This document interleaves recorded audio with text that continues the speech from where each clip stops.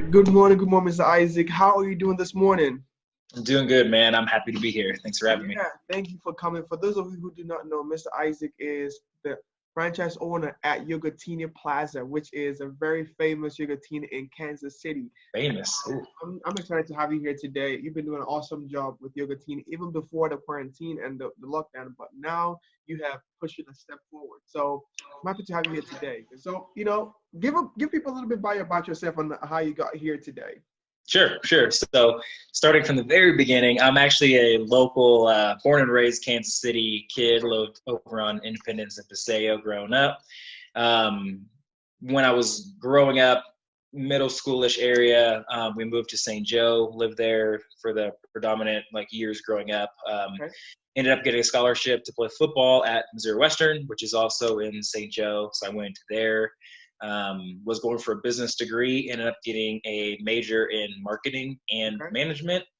Then my semester before I was about to graduate, they started this entrepreneurship program that was allowing business owners to be able to, or allowing seniors and alumni to be able to become business owners. And so I entered that course. I competed to win a Rocky Mountain Chocolate Factory store. It was a competition class. And so you wrote a business plan the whole semester. You presented it to a board of directors at the end, and they chose who won. Well, my year, I ended up winning.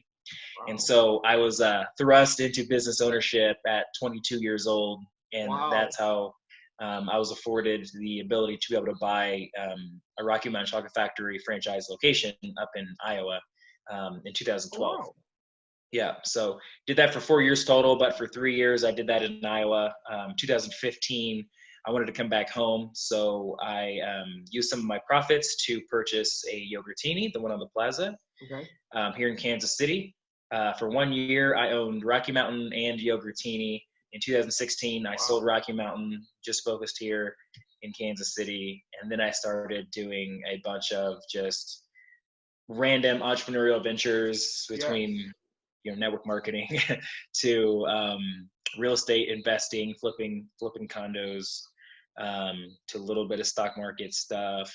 And then 2018, I did a online supplement store called Serve Nutrition. And then got married in 2018 to love my life, Rachel. And we bought a second Yogurtini up in Northland right outside of Liberty. It's called Yogurtini Shoal Creek off 152. And that's where we're at now, 2020. We're looking at some locations. You are an awesome, serial entrepreneur. And it looks like you have money too, so that's good. That is good. You got money, which is good. I don't know about that, but just trying, man. Just trying. Well, I want to say this.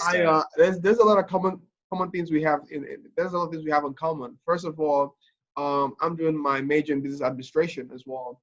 Secondly, I have a brother that stays in Iowa, so I've stayed in Iowa for a while. I go back and forth from Iowa, so it's rare to see anyone who has ever been to Iowa and stayed for a while. So what was your experience from Iowa? If you were to say, what was your experience in Iowa?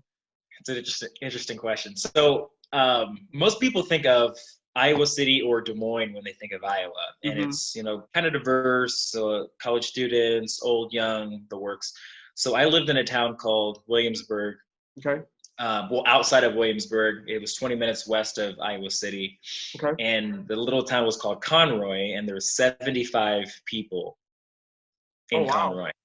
So I went from, Kansas City, which is 2.5 million in the metro, to St. Joe, which is like 70,000, to Iowa and Conroy, living in a town of 75. And so it was a culture shock, to say the least. I would say I didn't enjoy living in Iowa. However, I did enjoy running the business. So it was an experience for sure. Yeah, I feel like Iowa is a pretty interesting place to live, but it's good for business. I would say that, and also to focus. Oh yeah. It's much quieter, much slower. I told you I was gonna surprise you. So if you, after this interview, I want you to go on your Facebook page and check 2017 March 24th. You had a video where we're taking a video of people in your Yogurtini. I was in that video. I was in that Really? video. Yes. I'm gonna write that down. You said March 24th, Yes, 2017. March 24th. I think it's March 24th, 2017. I was there. If you see me, it's dark, but I can recognize myself. So just say how much I've been a fan. I got that written down. I'm gonna check it out. That's funny. But wow. Yes, let's get right into it. I've seen that Yogurtini has been able to transition during this pandemic and being able to move forward. Now, how have you been able to do that? What is your motivation? Well, I think it's interesting. I would say entrepreneurs just in general were constantly putting out fires and finding new solutions to problems. So whenever this hit, I would say I was like everyone else. I was struck, and a couple days or weeks, it took me a while to really figure out what the heck's going on. Yeah. But what we did immediately is we transitioned. We closed our doors. We wouldn't let anyone in, so I could protect customers, but I can also protect my team. I could protect my managers and my part-time employees. So we went from doing self-serve frozen yogurt. The customer comes in, does the yogurt, does the toppings, and then we weigh it, to not allowing that, and we did just straight pickup and delivery. And we transitioned that pretty quickly while we were still trying to figure out the new ecosystem of this virus and everything. Which was really new because our whole concept is around the experience. Like you get to make it your own. You get to do it. You get to swirl it. You get to add as many toppings or no toppings, whatever. And now we're making the cups for people. So that was really strange for us and for others. But our customers adapted with us, and we started doing order at the door, and then we would make it and bring it to you. We started doing call ahead. Just like, tell us what you want. We'll tell you the time limit, you can pick it up. And then we started utilizing third-party deliveries, and we're on all of them. DoorDash, Uber Eats, Postmates, Grubhub. We are literally doing any kind of marketing we can to get the word out. Like, we'll market on the side of a banana if we have to. Like, I'll just literally do whatever. So it's been good. Good. I mean, I want to say this too. Honestly, because I came to the United States in 2016, and I was able to go to Yogurtini I think 2017. That video was the first time I ever went to Yogurtini, and I'm gonna tell you this. I was amazed because I was like, I didn't know this is possible, that you can make your own, make different flavors. I was like, and again, let me say this too. This is my own challenge with the United States is there's so many options. And when I go to Yogurtini, I'm like, oh my goodness, I have to make my own yogurt. Like, what is going on? I was so shocked, but it was an awesome experience for me to actually make it and actually have what I wanted, not what was on the list. I was actually able to taste different things. So I like that concept. And I want to ask you this from my own personal perspective. How were you able to brand Yogurtini to become so successful, around Kansas City? So I think a big thing is showing the operations that go on behind the scenes, because I think people like that. Yeah. But also I think people understand and love when a business shows heart. They show that they're local, and they show that they're engaged in the community. And for us, a lot of the programs that we do, we're giving back. So we have a fundraiser. We have a fundraising program that we do where we partner with organizations and we give a percentage of that money back to them. And it's not something we do just like, kind of on the side. Like 20 out of 30 days of the month, we have a fundraiser that we do. Wow. So we give significant amount of money back to the community, to nonprofit organizations, to UMKC and Rockhurst organizations, Greek Life, philanthropy organizations, that kind of stuff. We also go out into the community a lot. So through catering, through sampling events, through giving time and resources, like we're out there, we're doing things, we're talking to people.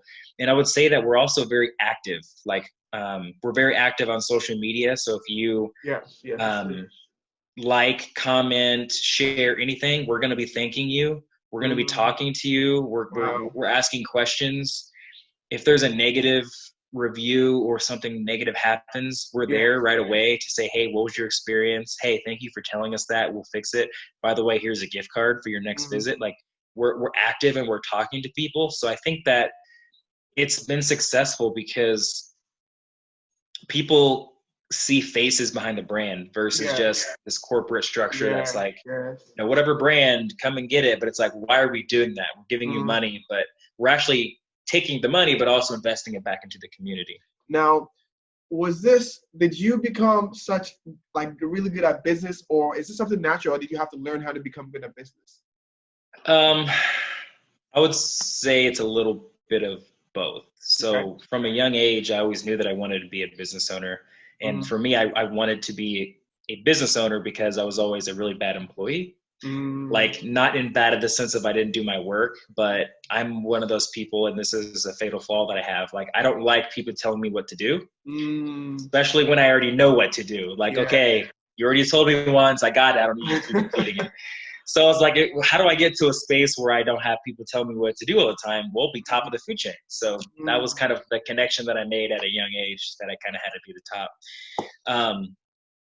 So I would say it was natural, and I love to market. I love to network. I love to be out and talking to people. The marketing and management came natural. The other half of business, which is the finance and the accounting, did not. I'm good with numbers, but I don't like crunching numbers all day.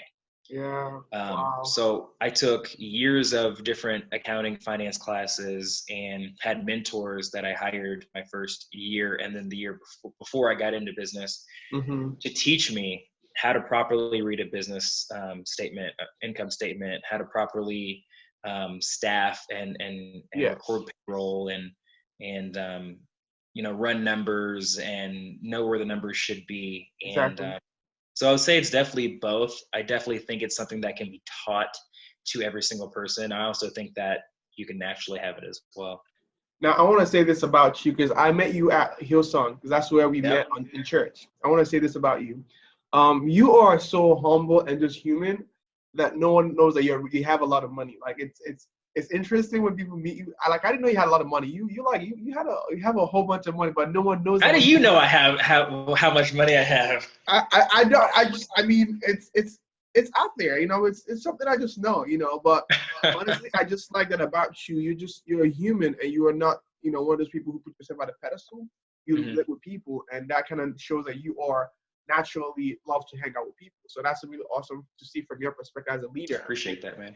That's a cool leadership to have it as a leader, have someone who actually loves people, not just there to just tell people what to do. Now, I want to ask you this, coming from listening to you, are you going to start maybe some kind of seminar in the future where you're going to be teaching your principles? That I think people need to know this. That's really funny because my wife Rachel and I have been talking about that a lot over the last probably 3 months, because I love my businesses, and I love the enterprise that I do and expand, making money and all that. But you know this because you know me for years now, that my true passion is coaching and teaching and giving back. So ideally, if someone asked me this the other day, like, what would you do if you had all the money in the world and you didn't do it for money? And immediately, without thinking about it, I just said I would coach and teach. And so to answer your question, I want to transfer into that soon. I would say right now I'm very money motivated because we're in the process of purchasing a home. We just bought another dog, and they're expensive. And we also want to get pregnant in the next year. Let's go. All the goals at once. So just throw, dog, house, kid, let's just do it. And so I think right now I'm very money motivated to get my family to a spot where we're financially independent and free. And then after that, once there's some stability, if that's even attainable in this world, then I would like to get more into coaching and teaching. Also, I think you should also write a book on the side as well. That would be awesome for me. I would buy it because seeing what you're doing with your business, I want to learn how you're doing it, and I think that would be cool too. And also speaking a lot into my life right now. I really like it. No, honestly, I'm just telling you, because looking at what you do, I'm inspired. Also on the other end of things, being a black man and seeing a black man like you succeed, it motivates you know what, I can also do that. And that's one thing I love about, either it's you or Chris Good. Those are Chris Good or Mayor Quinton Lucas. Those are the people who I look at. I'm like, you know what? If they can get that done, I can also get it done. So the work you do is not just inspiring. It's not just for you. You actually making other people get inspired. Someone like myself, seeing you succeeding, I'm like, man, I love that. And I really encourage other people and people to look up to you and hear what you got to say and be able to teach them the things that you've learned so that way they can become successful as well. So I'll be looking forward to the training, to the book. And if you need any help, I'm always willing to help, you know. Dang, I love that, man. I want to ask you this because I know that you are big on spirituality. And that's awesome to see on your from my side too, see that you have a balance with family, spiritual, mindset and health. How do you combine, you know, your spiritual side with doing business and having, you know, your health side? How do you combine all that together? What is the need for that?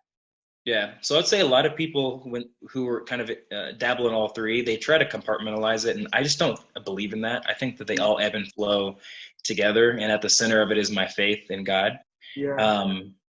It's my faith and how I carry myself, my principles, the character and integrity that I hold or try to every single day, God willing. It spills over into how I am a husband. How I'll be a future father. Yes. How I'm a business owner and a leader. Just how I treat people on a daily basis. Yes. So for me, it's not one piece of a larger pie. It's all of it. Like you can just put that on top and it spreads out over the top of everything I do. Yeah. Now, you know, with everything going on, the pandemic, what is one foundation that has kept you going? Because for me, most times I have to have faith, you know, have belief that even if it's going wrong, I have to visualize myself in the future. What is one thing that has been able to help you through during tough times like this? Maybe you've had in the past or now. What is one thing that's helped you? Yeah, I just think at the end of the day, it comes down to you're either choosing faith or fear. And, you know, at multiple times we can switch back and forth, even in the same day or in the same hour. And I know I do, but I always try to choose faith. There's just no room for fear. You know, God didn't give us a spirit of fear or timidity. He gave us a spirit of power and integrity and intensity to be able to go out there and like get our purpose and live our passions. So I would say that's how it is for me. Also, just looking back to how things have been over the span of all of our lives. We've all had negative things happen. However, we've always overcome them with something positive. So, you know, like the Bible says, this too shall pass, and this pandemic's going to pass as well, and we'll be better for it at the end. I'm not saying this was needed. I wish this never happened. However, we're conquerors and overcomers, and we will overcome. Now, on a more interesting side of things, with that quote you just made, this too shall pass, that's what I tell to my professors whenever they don't give me a good grade. I'm like, this too shall pass. Oh, that's good. That's good, man. That's awesome. Now, are there some other, you know, work or stuff that Yogurtini is doing in Kansas City when it comes to either helping out or some other things you guys are doing in the Kansas City area or just outside, you know, doing your yogurt, your frozen yogurt? Yeah, so we've been sitting on a couple of programs that we're trying to roll out, and I guess now is the time to do it because kids are out of school. But the one that I really want to highlight is we have a program. It's called Books for Yo, and what it is it's an incentive for elementary and middle school kids to read more. And whenever they read a certain amount, then they will get a prize of Yogurtini. So, you know, this dates me a little bit, and I don't know if they had this when you were growing up, but Pizza Hut had this program called Book It. And you got this card, and you had to read a certain amount of books or read a certain amount of minutes every single night. And once you did that or got to 10, then your card was completed. You can bring it in for a free personal pan pizza. So we're doing that, but for frozen yogurt. Now, pointing out your Pizza Hut example, back in the probably in those days, I was still in Nigeria. We don't have that. We don't have that where I grew up in. So that was not a thing. just a little insight, but that's awesome. When did you come here? Huh? When did you come? 2016. Okay. Yes, I came in 2016. Had to go to Yogurtini in 2017 because it's a Kansas City culture thing you have to do. Let's go. Let's go. Dabble in some Yogurtini. You know, my guy. So, but yeah, I love that. I love that you actually have some, programs for kids. So during this time when kids are at home doing nothing, they need that motivation. Like, if you do this, you're gonna get some yogurtini. If I was a kid, I'll do it. I'll do anything. Bribery. The best form of bribery right there. Awesome. Now, so tell me this. What are some things you're planning to do, or Yogurtini is planning to do when this is all over? Is there some programs you guys are rolling out when this is all over? So I would say the thing that we're, all steam ahead for right now is actually more locations. So before this whole thing happened, we were about to sign on the dotted line on a location up north. And so we've paused that. And we are waiting probably until this time next year to hopefully get into that. What we're going to do instead is and this was another thing I've been doing since the pandemic started, is trying to find another opportunity that we can get into that's much cheaper. And so I guess I'll just announce it here. We've struck a deal that is about 90% of the way done, about doing a Yogurtini in Overland Park. Oh, wow. Okay. Oh, okay. Yeah. I live close to Overland Park, so that means it'll be good. Yeah. It's going to be, I think it's going to be a great location. And so the other 10% that's kind of up in the air is two things. One, we're in a grace period with the franchise to make sure that everything goes through. The second is I'm trying to kind of wait out this COVID-19 thing to make sure that when we do open, we'll be able to open full versus having to open kind of in phases. I want to just open full right out. Let's, all the kids can come in versus having to do all the little precautions. So we're waiting a little bit, but that's what we've been working on, man, the last 2 months. Man, that's awesome. Well, let me ask you a personal question. Are there some things you miss doing that you want to do when this is what are some things you want to do when this is all over for you personally? And this is going to sound corny, but I miss date night. My wife and I have like a non-negotiable date night every single week. And we love to go to a couple of our favorite restaurants. We also love to go watch live music. So at the Phoenix or Green Lady Lounge, and we haven't seen live music in a long time. So second this is lifted and they open up, we'll be at Green Lady Lounge. That's a big shout out to Richard right there. If she's watching, she's like, hey, we gotta get it done. That's awesome. I can't wait. I can't wait. Now, the last one I want to ask you is this: what is something you want to tell people out there, workers out there, people who have been affected with this pandemic? You want to tell them to keep going, keep pushing. What is one thing you want to say to them? So I would say, if you can, limit yourself from the social media, limit yourself from the news, and start filling it with more positive things that could put you in a better light. I lead a men's group at church, and a lot of my guys have been really down because they're stuck at home and they're watching the news.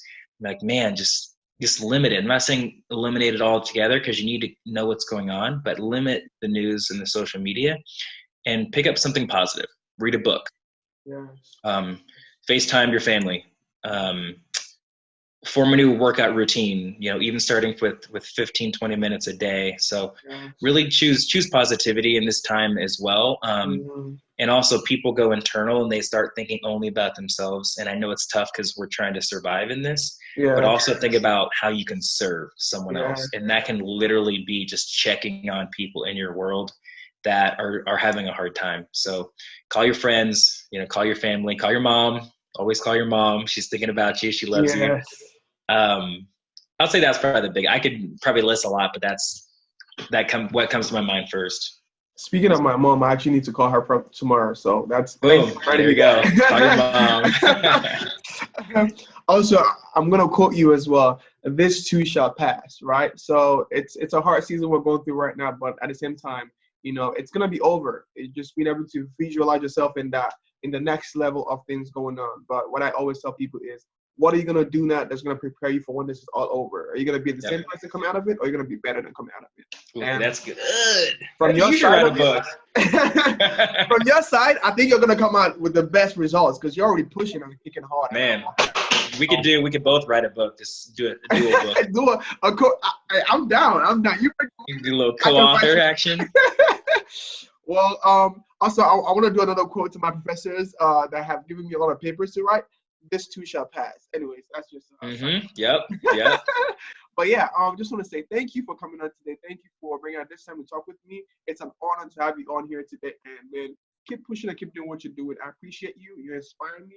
And I hope we get to work together once it's all over, because I see something good coming. Yeah, well, I appreciate you, man. You're doing good stuff out there, and I've been watching your streams, and I know you're moving. So keep it up. You're inspiring people as well. You're inspiring me. Also, where can people catch Yogurtini at, and also catch you out on social media if they want to reach out? So we're on Facebook and Instagram.